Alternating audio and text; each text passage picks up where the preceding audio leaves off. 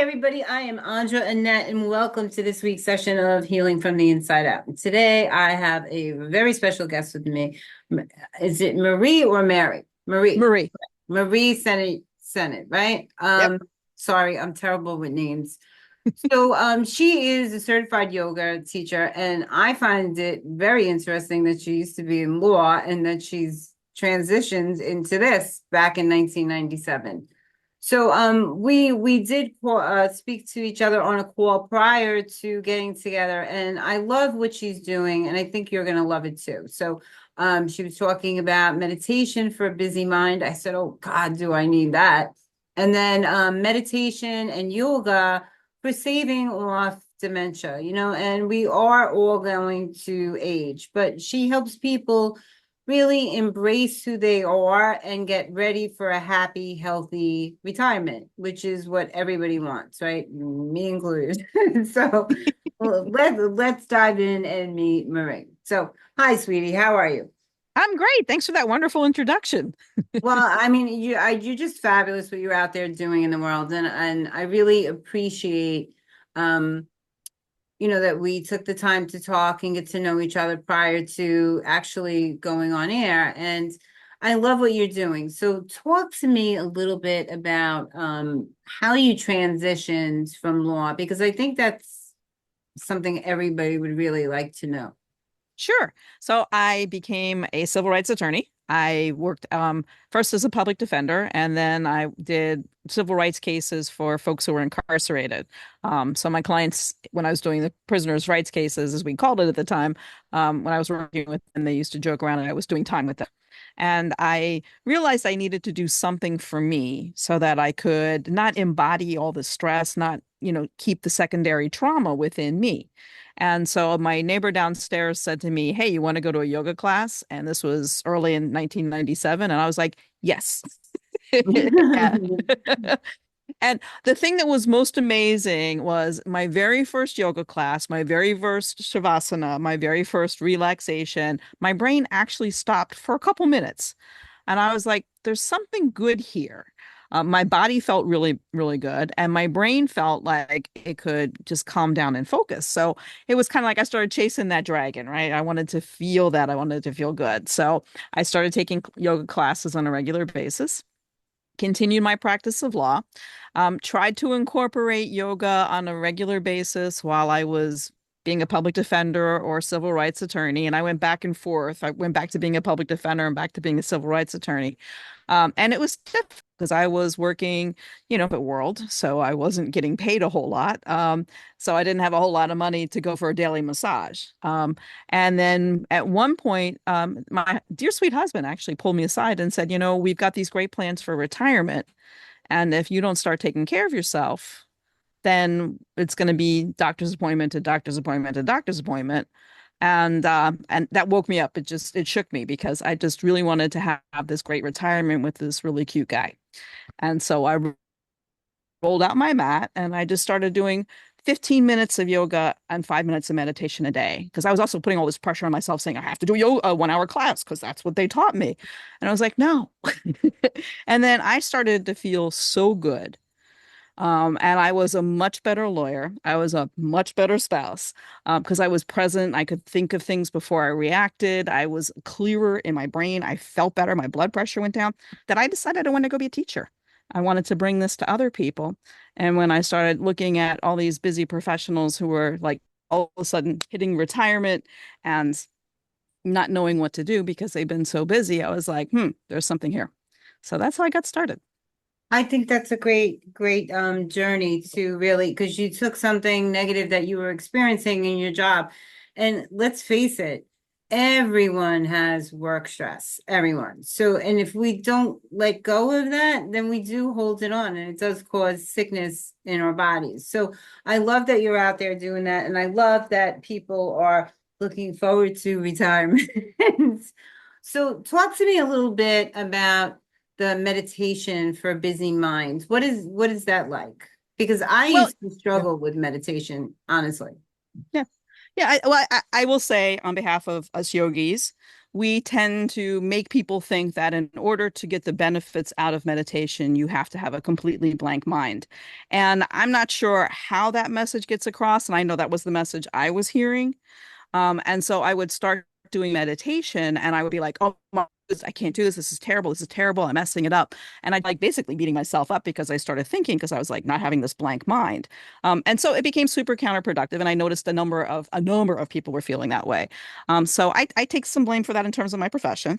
And what I started thinking about was, well, when you have a really crazy busy mind, what is going to work so that you can get the benefits of meditation? And I started focusing on like, well, if you do a guided meditation, then that is going to give your brain something to focus on. So if it's a really busy brain, then it's got something to bring its attention to. And I tell my students all the time that, there's going to be times, even with the guided meditation, that stuff's going to come into your head because that's natural. That's what our brains do. And don't be Like like that. me and beat yourself up. Just pause, let whatever's there happen, and then come back to the guided meditation. I like that. I do a lot of guided meditation with Mary Morrissey and Sandy Forrester. I love them both for other reasons, but but I enjoy that guided meditation because I do have a lot of trouble shutting my mind down. I'm always involved in a million things. Yeah. So I like that we don't have to beat ourselves up and that's natural because I think a lot of people really do feel that they're not getting benefits if they're not totally quiet or, Mhm. relaxed or in a certain position, So, what would be your advice to someone who's just starting on the yoga journey? Well, my first advice would be to work with some person, not just do videos, because there's very few yoga injuries out there, I will be honest. But the few that are out there are pretty bad. But it's not so much the yoga injuries. You want to make sure that you are getting the most out of the poses that you're doing. So I know I used to watch like Rodney Yee's videos. I was like religious with them, but I actually had instruction beforehand. So when he'd say, do triangle pose, I kind of knew what that was.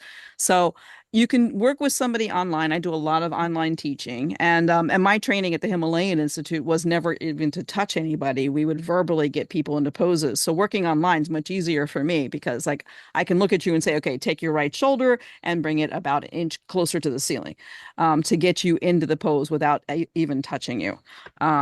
Other people prefer to have the adjustments, but this was my training, so it worked out fine. So if you can get somebody who can just make it so that you can actually be in a position to get the most out of the poses, that's what you're going to want to do to start. Then if you want to do YouTube videos or, my friend Rodney, whatever, you could go ahead and do those on your own, but you really want to start with somebody who can just make sure you're getting what your money's worth. So you've been doing this since 1997. That's a long time. Well, I've been practicing since 1997. I've been teaching for the past 6 years now.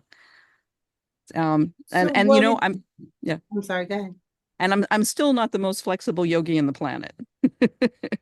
But it's like anything else, you got to hone your craft. So, I've been in healthcare 40 years. I still learn something new all the time. So Yeah, it's just mastering, learning that master level, and yeah, everybody's different too. So the people that you work with are going to expose you to different scenarios that you might not have even thought of as a teacher or as a person. And then it happens and you're like, oh, what do we do?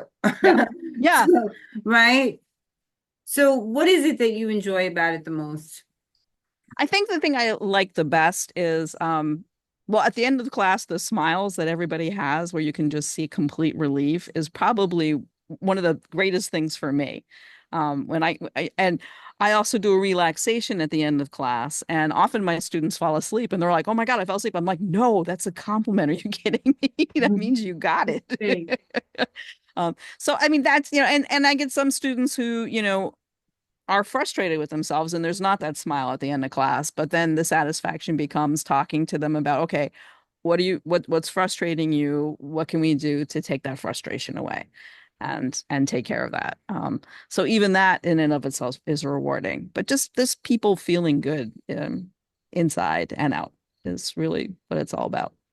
Have you considered doing some guided meditations for your class? Like doing pre-recorded tapes so that for the ones that are having difficulty, so they could take them with them and focus and, get into it a little more.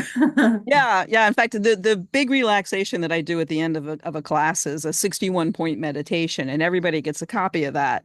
And most of my students are really happy because they will listen to it at night when they're having a hard time sleeping, and they don't get it's a full body scan, and they don't get much past their chest before they fall asleep. And I've recorded other meditations as well that my students can purchase and that they can have with them. So there's one on self-love, there's one on abundance, there's another shorter body scan, and a couple more, and they're designed so you could put them on your phone and download them so you can have meditation anywhere, anytime you need. So if you need a 5 minute break in traffic, pull over, there you go. I love that. I think that's very helpful. I listen to them on the way to work, actually. That's exactly what I do. It helps me relax and get into my day, Yeah. because even though we're not up that long between the exercise routine, like I have certain things that I'm a creature of habit that I have to do before I leave because I know if I say I'll do it later, I won't do it. Yep. Yep. So before I leave my home, I have to do that exercise. I have to plan good meals. I have to do all of that stuff before I leave. So by the time I get on the train, I'm like, and then I listen to them or I read a book, I love Kindle. So yeah. So what do you think is next for you? I mean, because we're all nearing that retirement age, maybe not so much you, but I mean, my hair looks blonde, but it's white. It's white. So, so because you help people with the retirement. So I'd like to first understand a little how this ties into their retirement. Does it have, because I think a lot of people don't maybe see the connection Mhm. and you will understand it more than anyone else so that they can say, aha, I get it. Yeah. Because a lot of people aren't at that place yet. So how would you say that this ties in and really helps people live more energetically and during their retirement?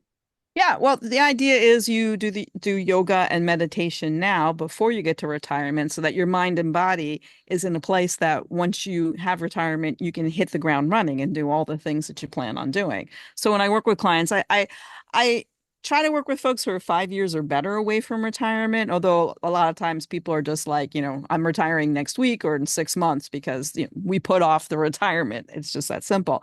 And so it's important to get your mind and body into a shape that you can do things if you want to go hiking, if you want to be able to get up off the floor with the grandkids without them helping you, if you want to be able to go on those trips. Health insurance when you start traveling gets to be crazier with more and more chronic illnesses, and suddenly that becomes even more expensive than the flight itself. So the idea is to get yourself in shape. And when I'm working with clients, what we do is we talk about what their dreams are for retirement, kind of as an outline. And as we're diving deeper into what that's going to look like and how they're going to replace their work identity and have fulfill a fulfilling retirement and a life of meaning, we then focus on personalized yoga and meditation that I create for them so that they can get ready. So Jenny, who just retired, is just like she's feeling so much better about her body and she's feeling energetic so that she can do the things that she wants to do. She and her husband actually bought an RV, and the big requirement for the RV in terms of their goal of traveling all around North America was that there was room for the yoga mat inside if it was raining. Oh, I love that. That's really cool. That's a big compliment to you too. Oh, So thanks. So you see that you can actually see the transition in the people. I like that, and you see how they're applying it into their daily life. Do you find some people that are resistant to the art of yoga because it's an art. It's not easy for some people prefer more interaction, high volume aerobics and things like that. So yoga itself is a lot calmer than other, things that people do. Yeah, and it's hard for aerobic fitness. yeah, and people often think like yoga, that's not going to, build my muscles and strengthen my bones. And it's like, well, you have to explain that your body weight, using your body weight is actually going to do that. You're going to get the muscle mass. You're going to have that bone mass. It's going to help you with osteoporosis and osteopenia. It's going to make sure that, you have the strength to get up and move. It's a really, really good type of exercise. But some folks they don't want to do that. I've got some folks who are doing a combination of yoga and weights. I have some people who just want to talk to me about retirement. They're like, keep that yoga stuff, but so then we'll talk about exactly. That's too funny. Yeah. So we'll talk about, okay, well, how are you preparing your body and your mind for that retirement? And what's interesting, Andre, is that there are more people who are resistant to the meditation piece than the yoga piece. Yoga has become so common now in our Western culture that it's the meditation that I find people have more resistance to. Wow, that's interesting. I think a lot of people are hard pressed to calm their minds and find that peace. My girlfriend and myself, we do a lot of different shows together, and we were talking about how people are really checked out, that they're very involved, and by that I mean out of day to day, that people aren't really present. So that's what fascinates me so much about yoga and the meditation, because I find that so many people are checked out and are really incapable of being present just where Yeah. they are and enjoying life. And those same people are the ones that have physical issues, like you had mentioned, Mhm. and they're either overweight or they're struggling nutritionally because they can't even, you know I teach nutrition, I teach health, and people talk about mindful eating, and they don't realize that that's a lifestyle. It's not just eating and going away. You should be mindful in the grocery store, you should be mindful at the gym, you should be mindful when you're with your friends. So when I try to get people to wrap their head around that, it seems very overwhelming to them. So I start very simple. I have to Yeah. break it down into very little baby pieces. So I totally understand why people would have trouble with meditation, because people are very engaged with the social media and just day-to-day stuff. They're online. We have so much more available today that really distracts us Yeah. from our day-to-day activities. So it's nice to see that even science and medical professionals are looking more into alternative medicines like yoga, meditation, EFT, and things to complement what they do. Yeah. Yeah, it's been interesting. My sister, she's on a path of changing herself as well. She was an ER doc and she just got finished working on her degree in holistic medicine. And as she was studying and looking at all these things, she kept sending me different studies that were done by the National Institute of Health and other major scientific organizations about yoga and meditation and how they're good for your body. And it's interesting that like our science is actually starting to look at it as something that's helpful, especially with aging and especially with dementia. And the thing with meditation and dementia is that it helps you be present, it helps you calm down, but it also is going to help your body sleep better, which is going to then help your body rest and rebuild itself. So it ties into our circadian rhythm and the cycles of our bodies so that we can renew, relax, and rejuvenate and refresh while we're sleeping and throughout our body, throughout the day too. Actually do all your tissue repair. But Yeah. it's also good cognitively speaking, because when people are moving into that dementia zone, when they start to lose little bits of that memory, they automatically want to move their body because the thought of not understanding scares them. So Mhm. they do move more. I've worked with a lot of dementia patients in my life, and um, they tend to move more. But I find that if you keep them entertained with interactive things, simple little things like puzzles and stuff like that, that it does help them with the cognitive value, and it Yeah. does stop them from moving as much because Yeah. they're very, very hard to keep still when they want to move. And we don't want to restrain them. We want to let them have a normal, happy life. But Right. in a lot of facilities, they do tend to encourage more playtime for them Yeah. with interactive ideas and stuff because it really does help with cognition, Yeah.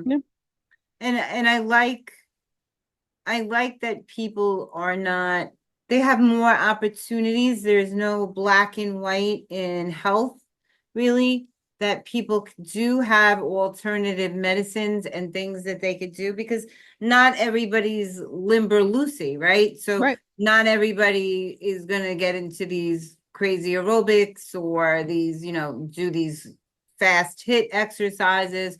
So it's nice that there are more modalities today for people to really find something that works for them and they're still getting the exercise that they need Yeah. and, and really working on self because it's a nice shift to see people. Unfortunately, it took a really bad health crisis for people to move back towards health, but it's good nevertheless, right? Yeah.